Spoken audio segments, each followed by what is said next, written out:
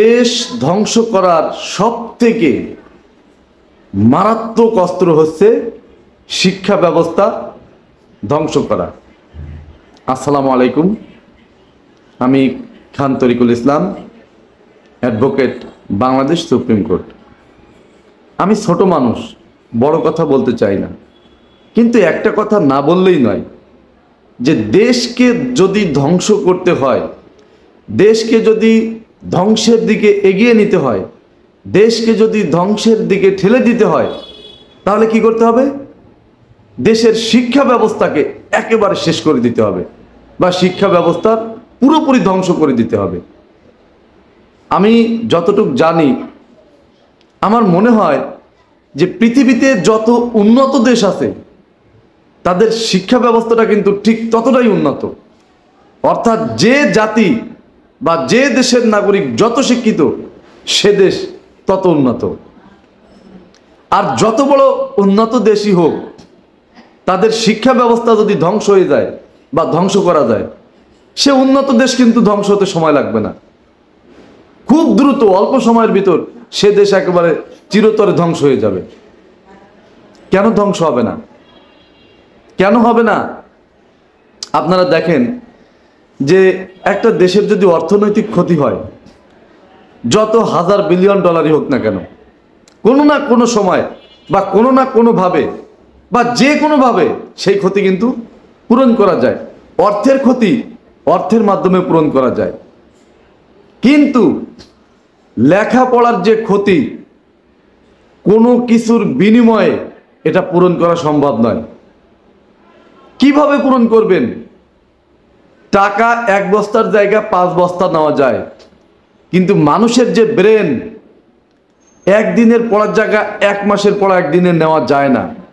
অর্থাৎ এই ক্ষতিটা শুধু দেশের নয়, সমস্ত মানুষের ভবিষ্যৎ সর্বনাশ করছে।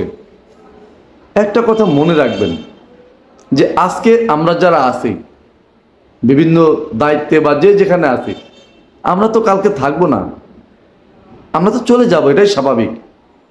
কিন্তু আমাদের জায়গাটা কারা নেবে? এই ভবিষ্যৎ প্রজন্ম। এরাই তো আমাদের জায়গাটা নেবে, আমাদের জায়গাগুলো এরাই পূরণ করবে। তা যারাই জায়গাটা পূরণ করবে, তারা যদি লেখাপড়া থেকে বঞ্চিত হয়, তাহলে তারা কি করবে? মনে করেন একজন ডাক্তার হলো, সে তো চিকিৎসা করতে পারবে না, চিকিৎসা করতে গিয়ে শুধু মানুষ মারবে। একজন ইঞ্জিনিয়ার হলো, সে কি করবে? সে তো ভালো স্থাপনা তৈরি করতে পারবে না, যা তৈরি করবে 2 দিন পর তা ভেঙে পড়বে। একজন ভালো বিজ্ঞানী হতে পারবে না। কি হতে পারবে বলেন? যদি লেখাপড়া বা শিক্ষা ব্যবস্থা যদি ধ্বংস হয় বা বন্ধ হয়ে যায়, তাহলে সেই দেশের যারা নাগরিক বা স্টুডেন্ট বা ভবিষ্যৎ প্রজন্ম, তারা কিভাবে দেশকে আগায় নেবে বলেন?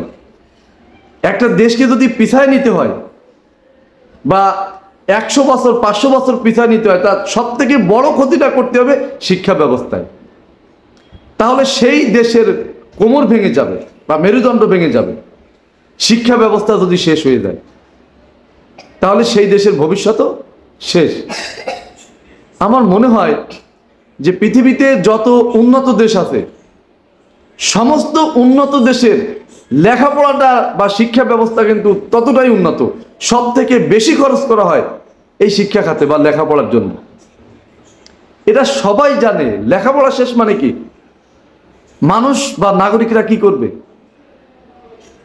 যারা ধরেন লেখাপড়া শিখলো না, দেশ দিনে দিনে শুধু লেখাপড়া বন্ধ হয়ে গেল, তখন মানুষ কি করবে? হিংসা পরায়ণ হবে, অন্যায় করবে, চুরি করবে, ডাকাতি করবে, মারামারি করবে, কাটাকাটি করবে, খুন খারাপি করবে।